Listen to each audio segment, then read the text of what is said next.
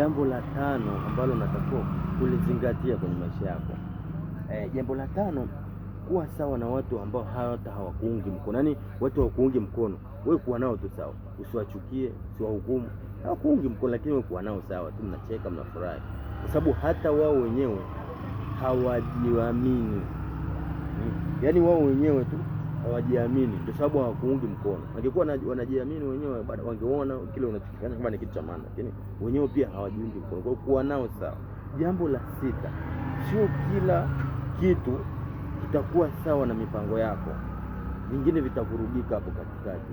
Jiandae. Yaani unajua kabisa hichi kitu kimevurugika, hakijaenda kama nilivyopanga. Wewe kubaliana na hali. Hiyo ni moja ya shughuli zako zinavyokuwa. Haziwezi kwenda sawa, kila kitu hakiwezi kwenda sawa. Kuna vingine vitakuwa vinaenda tofauti. Kwa hiyo jiandae kwenda navyo hivyo vitakavyokuja. Lakini jua kabisa hapo huko kwenye process ya kuendelea. Jambo la saba, chagua na kuwa na furaha. Chagua kuwa na furaha bila kujali nini kimetokea kwenye maisha yako. Chagua kuwa na furaha bila kujali nini kimetokea kwenye maisha yako. Yaani hata kama umetokewa na kitu gani, jana usiku umekumbana na mtu, sijui ndugu zako wanakufanyia vitu vibaya, wewe chagua upande wa kuwa na furaha. Kuwa na furaha. Kuwa na furaha ili mambo yako yaende.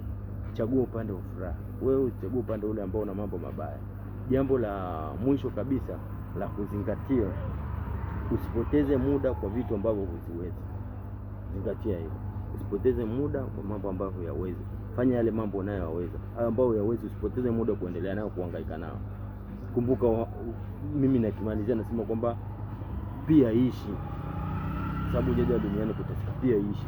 Kula vizuri, furahi, jipongeze kwa vitu vidogo vidogo unavyofanikiwa. Unapofanya kitu kidogo kufanikiwa, jipongeze.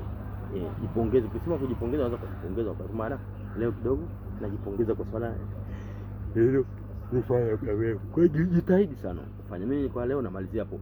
Subscribe kwenye channel yangu, utakuwa unapata vitu vingi, utapata madini mengi na vitu kibao sijawaambia hapo. Kwa hiyo subscribe, namna ninavyoona watu wengi wanahitaji kujua, na mimi ndio maana namna nitakavyoweka vitu vingi kwenye page yangu, utaona mambo mengi.